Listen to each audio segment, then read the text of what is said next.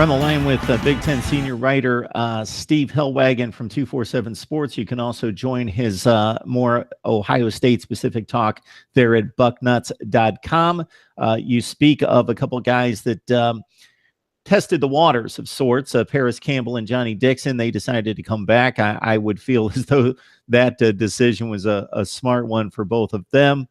Just your thoughts about Campbell and Dixon coming back to the fold, and Ohio State obviously fielding maybe not necessarily the wide receiver core that they had a few years ago, but it's deep, and just expecting possibly a few of these guys to break out and become more game changers in the future. Yeah, Mark, I think you make a very good point there.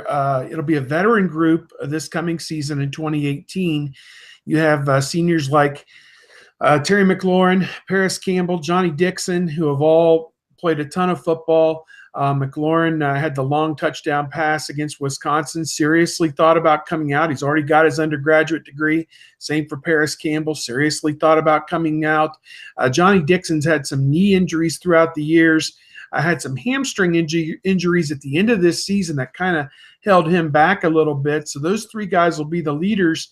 Then you got a junior like KJ Hill, who was the team's leading receiver this past year, plus Benjamin Victor, Austin Mack, and some other young guys coming on. So it's a strong wide receiver contingent. I think they're all excited about playing alongside a quarterback. Let's say it is Dwayne Haskins with that strong arm, or Joe Burrow, a guy who can also make plays. Either one is going to get those guys the ball. And I think that's part of their thinking and coming back to this season, is knowing they're going to have a feature role, even though there are five or six of them who are going to play. So I think those three seniors in particular thought about it and decided to come back. Also, Mike Weber, the running back, he was in a tandem with J.K. Dobbins this past year. He was convinced that he will get plenty of touches within the offense. They'll play some two-back sets with Dobbins and Weber in the game together. That worked like dynamite the year before when they had Curtis Samuel and Mike Weber playing together.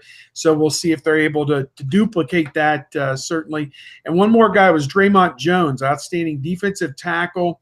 Potentially could play some at defensive end, as we touched about how they are very thin at the defensive end position. Only three guys with experience coming back there, Nick Bosa, Jonathan Cooper, and Chase Young, all very promising players, but just not a lot of depth. So maybe Dremont Jones will move outside, and I think he's more of a defensive end type player in a 4-3 NFL scheme. So that would probably showcase what he can do. So some solid decisions, I think, for those players to check out what their value may be today, but to understand that they're going to have the opportunity, and Jones in particular, he could be a top half of the first round type pick if he has a huge year. And I certainly expect Nick Bosa, his brother was the number 2 overall pick a couple years ago. I would think he's going to be up there in that top 10 or 15 as well with another great year. Yeah, it's an amazing and impressive run of NFL entries by the Buckeyes under Urban Meyer in particular. Of course, this has gone back decades and been consistent, but if you look at all-time